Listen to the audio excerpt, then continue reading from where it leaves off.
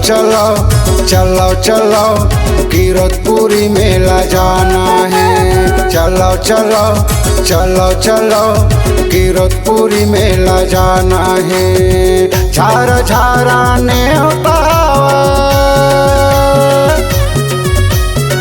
झारा झारा ने राजेंद्र हरिया ललित जोशी के। चलो चलो चलो चलो कीरतपुरी मेला जाना है। चलो चलो चलो चलो कीरतपुरी मेला जाना है।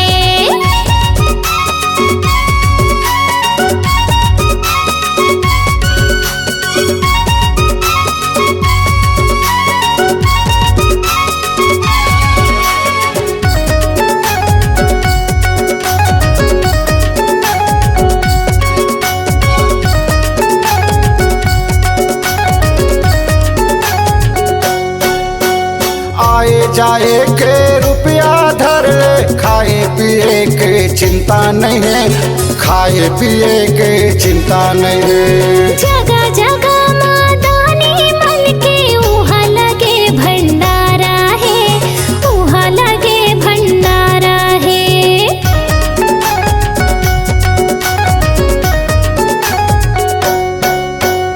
आए जाए के रुपया धर ले, खाए पिए के चिंता नहीं है, खाए पिए के चिंता नहीं है। जगह जगह मादानी मन के उहाँ लगे भंडारा है, उहाँ लगे भंडारा है।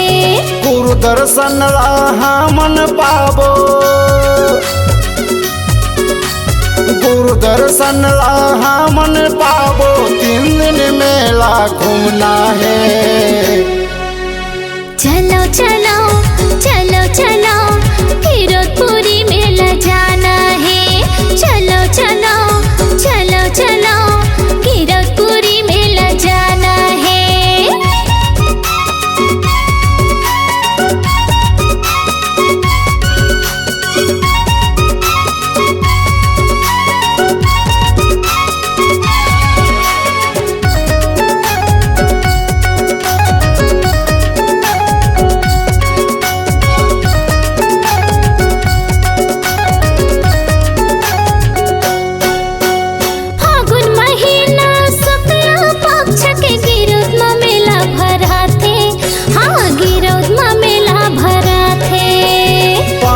छठ साथ के झंडा लहराते, झंडा लहराते।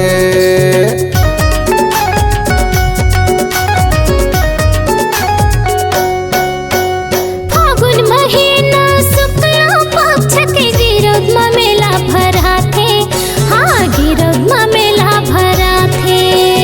5 छठ साथ के झंडा लहराते, झंडा लहराते। गुरु धाम ला घूम के आबो, गुरु धाम ला घूम के आबो। गुरु आशीष पाना है। चलो चलो चलो चलो कीरतपुरी मेला जाना है। चलो चलो चलो चलो कीरतपुरी मेला जाना है। झारा झारा ने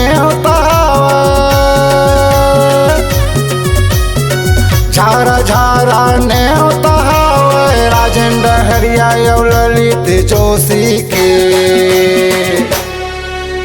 चलो चलो चलो चलो कीरतपुरी मेला जाना है।